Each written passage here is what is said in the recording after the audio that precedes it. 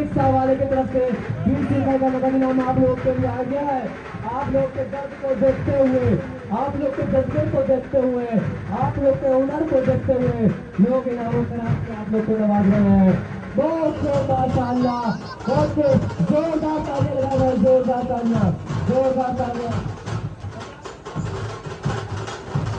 भाई नारा लगा रहा है, नारे तकबीर, नारे तकबीर, नारे रिसालत। और यहाँ पे बहुत ही खतरनाक थे, बहुत ही खतरनाक तरीके से, और ये मुंह में आग का गोला डालते हुए बहुत खूब, बहुत ही खतरनाक भाई, बहुत ही खतरनाक, बहुत ही खतरनाक, माशाअल्लाह, बहुत खूब आबिद, बहुत खूब।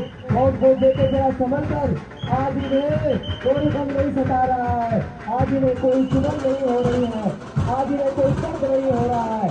आज बस याद है तो इमाम हुसैन का गम याद है, इमाम हुसैन की कुर्बानियां याद है।